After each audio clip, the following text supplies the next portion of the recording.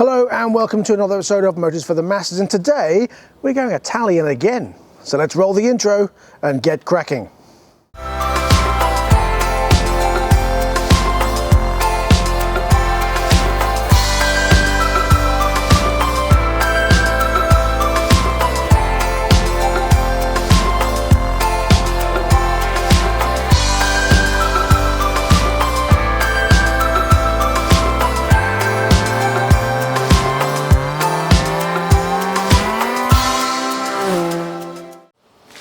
As the autumn of 1937 gets underway, Alfonso Morini started making three-wheelers in his newfound factory in Bologna, Italy. 1946 saw the first two-wheeler as a two-stroke 125, shifting to developing four-stroke 125s in 1949. Many years of racing and developing later, he begins exporting to the USA in 1965 and enjoying more success in both road and off-road events through the 60s and 70s in Italy and internationally. Through the late 70s, development sees a 500cc, a 250 and a 350 V-twin, 5-speed to 6-speed gearboxes, and in 1986 Moto Morini was bought by Cagiva, who had just acquired Ducati for 4.3 billion lira. Production changed into engineering, meaning bike assembly moved to Ducati up until 1990. Then in 1999, Motori Franco Morini, just outside Bologna, founded in 1954 by Alfonso Morini's nephew, bought the Moto Morini brand from Ducati. But not much happened until 2005, when the company then resurfaced with a 1200cc V-twin Corsaro, then the 1200 Scrambler and the 1200 Endurance in 2007. Things did not go well because in 2010 the company was declared bankrupt, but then in 2011 the company was bought by Capitosti and Gianuzzelli, continuing with the adventure and scrambler bikes, moving to a new factory in Pavia, then Trivulzio near Milan, producing the Corsaro ZZ, the Corsaro ZT and the Milano, until the inevitable happens in 2018 when the company is bought by the Zhongneng Vehicle Group in Shanghai, China. However, the bikes are still made in the Trivulzio factory in Italy. Today, Moto Morini are imported into the UK through Motor Mondo, who also look after MASH and Ryu, or Reju, whatever you want to call it, in the UK. They have a vast presence in 7 different countries, and in 3 of those countries, they also look after Royal Enfield and Hyosung. In the lineup, Moto Morini will offer the Corsaro ZZ 1200, the Corsaro ZT 1200, the Milano, the Sei Mezzo Scrambler 650, the STR 650, the Scrambler 1200 and the X-cape 650. So what is the bike we have in this UK's first review today? It is the 2022 Moto Morini X-cape 650. Roll that cinematic.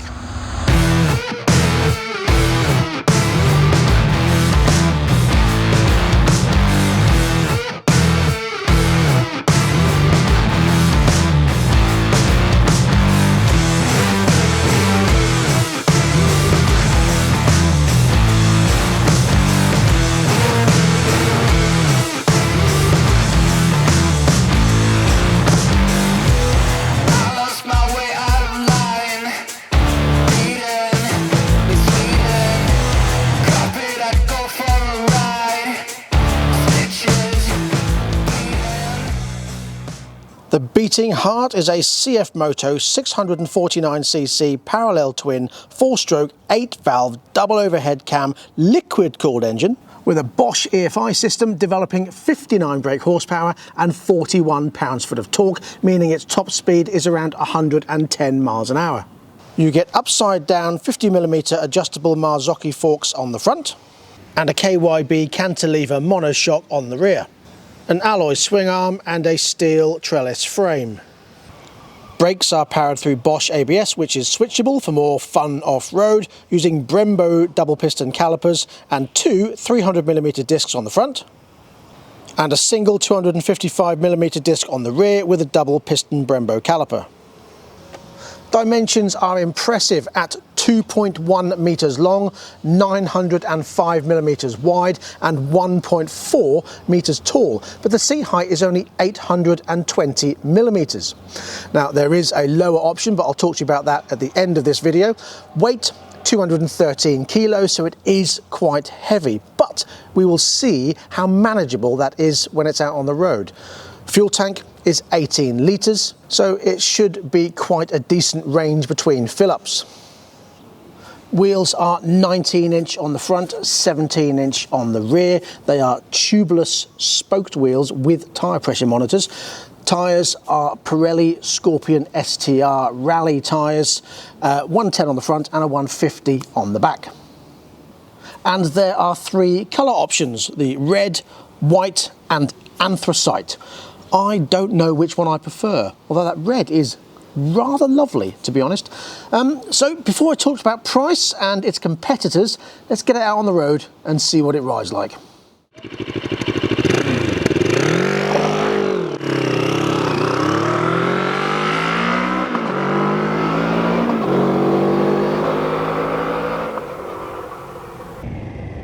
Out on the X-cape 650. Oh, immediately I have to say the engine sounds familiar. Sounds just like the MT 650.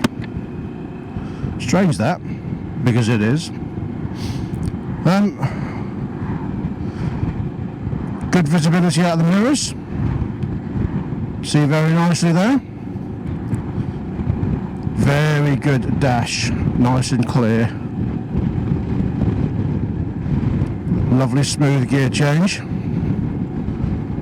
I'm currently doing 40 miles an hour in 6th gear, 2,500 RPM, and it's nice and smooth, no juddering. If I open it up, it does pick up. It's not rapid, of course, I'm in 6th gear, but it does pick up. It seems light. I know it's 213 kilos, but it seems really light. Very simple.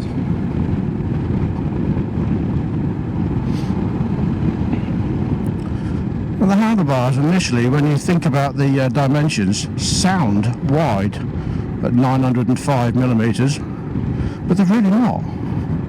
It feels exceedingly well proportioned. Now of course I'm only doing 40 miles an hour, so I don't really know what the buffeting is going to be like, but at the moment that wind deflector seems quite good. You can adjust it here, look, there is a simple adjustment, you just undo that, pull it up, readjust. So it looks quite simple to adjust. But I love the simplisticness of this area. You've got your indicators here, obviously nice and visible, and then this massive dash makes everything very clear, very simple. I'm easy to hold it around 40 miles an hour in 6th gear. It's not juddery, it's not jerky. The seat is ridiculously comfortable. I'm impressed so far. I do like how simple it is. It's not cluttered, it's not overcomplicated. Everything seems simple, the switch gears are very normal. You've got your ride modes down here, and we're currently in ride mode. It's inventive, isn't it? But, well, yes, nice. Down through the gears, well, very simple. Oh, excellent brakes. Very good brakes. So it ticks over at sort of 1400 RPM.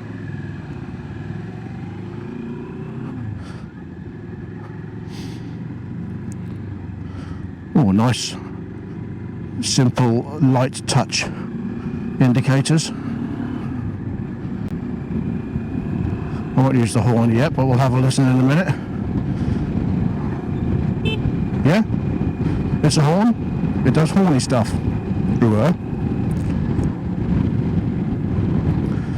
Yeah, there's no judders. I've got no feedback through the handlebars, no vibrations. Feels very tight.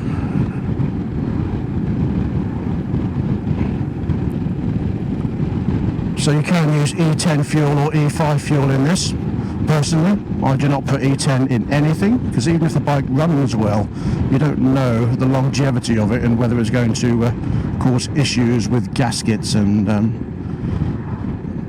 plastic seals and things like that, tubes and rubbers.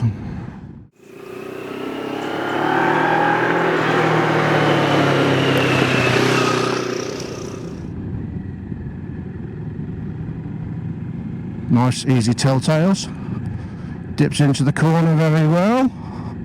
Doesn't feel heavy. Oh yeah, just excellent. Pedestrian, I'll just go. I was indicating, but I'll just go, doesn't matter. At least he recognised he was a bell end. The indicator's a very light touch. I do like that. We'll stick it into a different mode and see what difference that makes. Oh, it does take the corners very easily. Gear change, as I say, nice and smooth. My leg position is nice and comfortable. I'm sort of rested in the dimples of the tank nicely. I've got nothing digging in me. So no vibrations through the foot pegs, no vibrations through the handlebars. Everything is easy reach. Wow, pretty impressive. Now I would say its biggest competitor, especially because it shares an engine, is the MT650. And at the moment, sorry to say, CF Moto, but this actually feels a lot nicer to ride. It feels more comfortable. It doesn't feel anywhere near as heavy. Not that the CF Moto was heavy, but this feels light. I think maybe because of the proportions, the way it's topped rather than lower. Does that make any sense? Topped. It's taller. There you go. Right. Okay. Fourth gear. Up to 70. Very simply. I'll tell you what this could do with, especially if you're riding it in the summer gloves, some hand guards.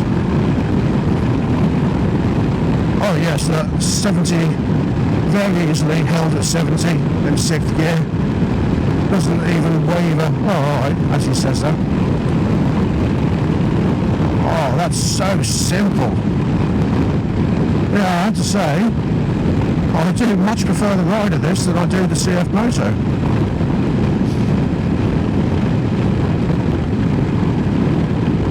It's just easy. Now if I compare this to my Triumph Explorer 1200, it's also very easy to ride, but you can feel the weight of that. 276 kilos that one is.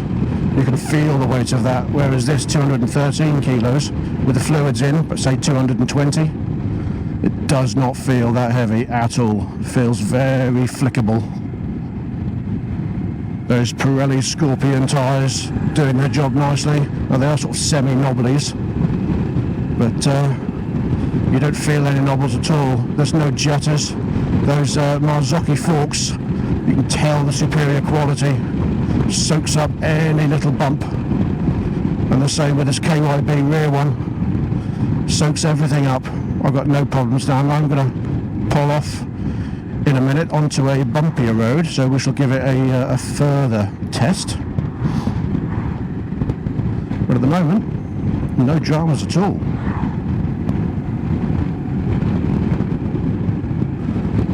So I could definitely ride this long distance by the feel of it. There's no issues on my posterior.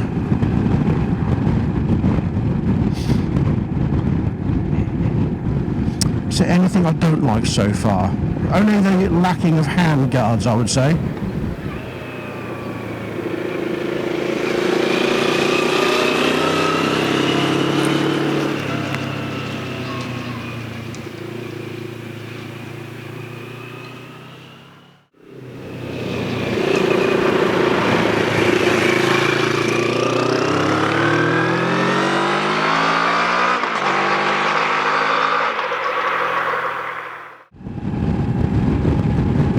Corners very easily. It doesn't pick up brilliantly in 6th, but if I drop it down to 5th or even 4th, Yeah, it's not overly fast, but it's an adventure bike.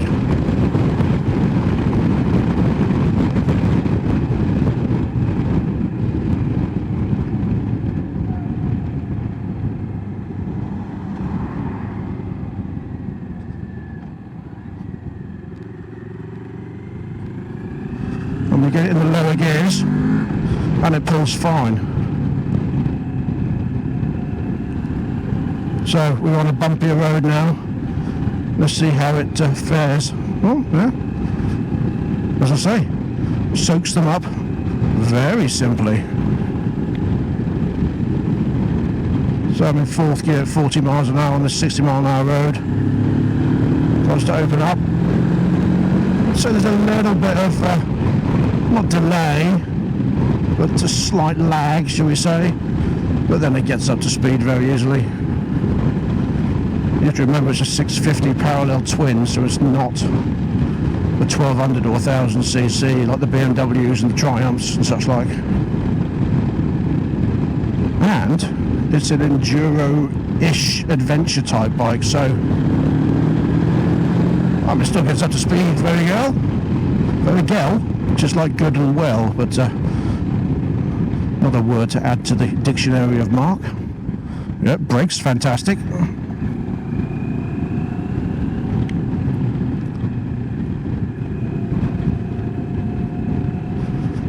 Okay, let's see what we do here on the straight.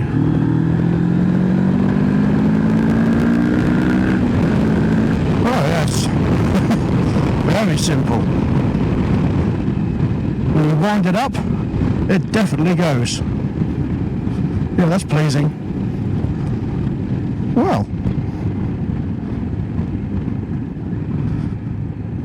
I've got nothing to complain about other than the lack of handguards and perhaps a little bit of underpowerness in the higher gears, lower gears, like the higher gears. I never get that right. So fourth, fifth, it doesn't pull away ridiculously quick, but it does pull away. First, second, no dramas. Tires are good. See that? Yeah, that's fine. It soaks up all the bumps, pulls away well when you give it some beans.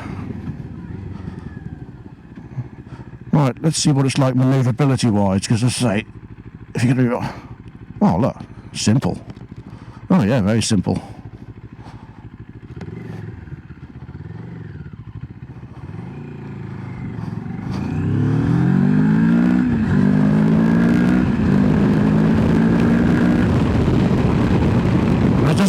It actually pulls away pretty well when you give it some beans in the lower gears.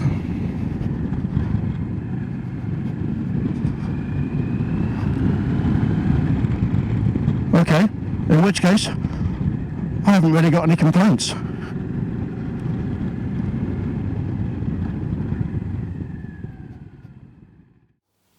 Okay, so what did I think as a summary? Well, we'll start with the negatives. I've only got two, to be fair. One is, could do with some handguards.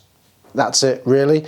And the other thing is, it's a little bit underpowered when you get into fourth, fifth, sixth. It still gets up to speed, and it still rides comfortably, no problem at all there, but it just feels like it's lacking a little bit of power in those higher gears. Other than that, first, second, third, it pulls really nicely. It's got quite a nice sound from that exhaust. That sort of semi-thumper parallel twin sounds nice. I love the seating position. It's very comfortable on your arms. The seat is very comfortable. I'm growing on the looks. Now, I never liked the Africa Twin because I thought it was ugly, but the proportions of this are slightly different, and I think it works so much nicer. You haven't got this massive tall front end. It's still got that sort of tallness, but not huge, and it feels just right, to be honest. I just love how comfortable, and the ergonomics of it, it's just spot on. Mirrors are okay, they're a bit generic and a bit basic, but they do their job. You can see behind you, no dramas there. I love the screen, and I'm going to bring you around in a minute and show you the features of the screen. Other than that, I don't really have anything else negative to say. The tyres do their job perfectly. The brakes are amazing. The ABS is fantastic, and the brakes are spot on. Really sharp, really good, but not to the state where you think you're going to go flying over the handlebars. So yeah, let me show you this dash.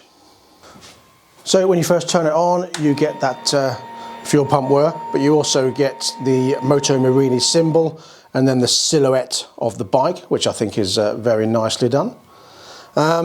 Nice, easy to read dash, and it's very simple to actually control. You've got backlit switch gears, but here, let me zoom you out so you can see exactly what I'm doing here. Hang on. So on here, you can just move down the options and then click on set, and then with the arrows down to the different modes, ride and off-road, and it changes the dash. And you can even do it on the fly, like here.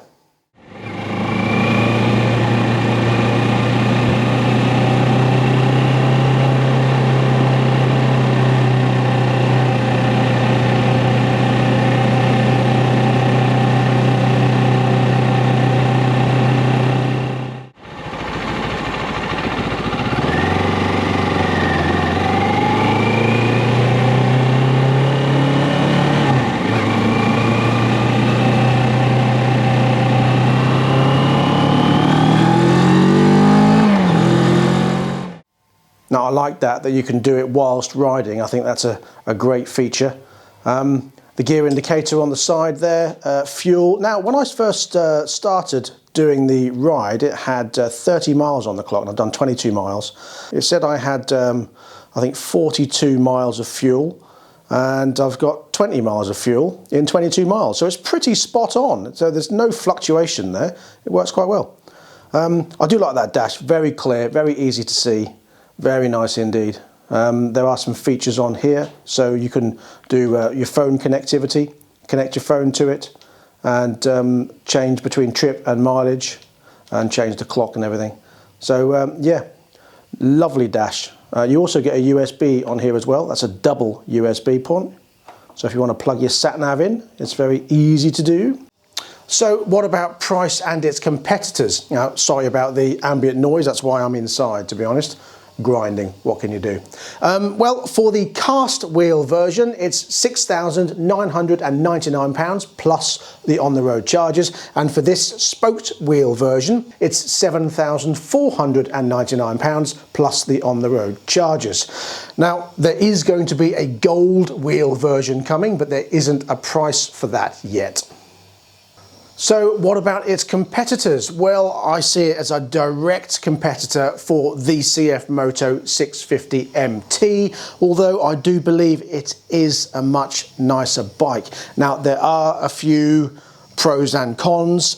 This doesn't come with the luggage, whereas the CF Moto does come with the luggage and the wraparound bars, and the wraparound bars are extra for this. That's probably something for this price I would like to see included on the bike, those wraparound bars. Maybe not the boxes, because they're expensive boxes. They're not cheap boxes, and they're decent size, but I'll come on to that in a second. Another competitor is the £10,000 Yamaha Tenere 700. And before people say, what about the £8,500 Suzuki v-strom 650 XT or the £8,500 Kawasaki Versys 650, possibly at a stretch, but they don't have these off-road tyres. They're more of an urban style off-roadery type bike. As the same could be said about the £8,750 BMW F750 GS, or even the £8,000 Honda NC 750X. So why would people go for this over the CF Moto? Well, I have to say, the ride is superb, and the feel of the bike is just lovely. Now, even though it's 213 kilos, you just don't feel it. It feels very easy to maneuver and very easy to ride. This screen as well does its job nicely. I didn't get any buffeting at 70 miles an hour on the dual carriageway. It was beautiful, very well designed, very pleased. The ride is spot on. I really am pleased. Now, I love as well this massive 7-inch screen. I think it's very easy to use, very nice to look at. I like the color scheme and I do like the design. There are optional extras like the alloy lined panniers and 3 boxes, which are £1,200. There will also be a lower seat, which is 790mm coming, a taller screen option if you did want a taller screen, a sump guard option, and the wraparound bars option. But you do get some features with this, like I said. I love the switch gears and the layout, very easy to use. I like the adjustable screen. I also do like the fact that you get a stainless steel exhaust on this. So there's a little extra features you get on this that make it just that little bit extra special. The quality and the build is superb, really well put together. You can see that Italian flair in the design and really nice features on the way the bike is built and put together. Again, other features such as the Marzocchi or Marzocchi, whatever you want to call it, front forks and the KYB rear shock. They've gone the extra mile for the quality parts to go on the bike. Brembo brakes, another one. And you really do have that Dakar look, just like the KTM Rally or the Yamaha Tenere. I even went out filming, had 4 people stop, and we were out in the country, and every single one went, "That is lovely, really like that." One person said, "Oh, I thought it was the Ducati when I first saw it." It's attractive, it draws attention, and it really does look amazing, and I'm very impressed with it overall. And even though it is £700 more than the CF Moto equivalent, I think it's more than £700 more of a bike. And I'm sorry to say that because I really do like the CF Moto. And if you want a cheaper option, the CF Moto is definitely a good one. But this, I think, is worth spending that extra. And that brings me to the end of this episode of Motors for the Masses. Thank you very much for joining me. I'll be back next time with the Ryu or Reju MRT liquid cooled 125 enduro type bike, so stay tuned for that. And of course, lots of other stuff as usual as well. Please like, subscribe and share this video. And if you'd like to support us, you can do through our Patreon or our Facebook merchandise shop, where there's lots of things available. So please see the links in the description below. Enjoy the weather, it's coming. The biking season is here, it's getting hot. So take care out there, but certainly enjoy yourself. And I will see you very soon. So until next time, please ride and drive carefully, but have fun. Bye-bye.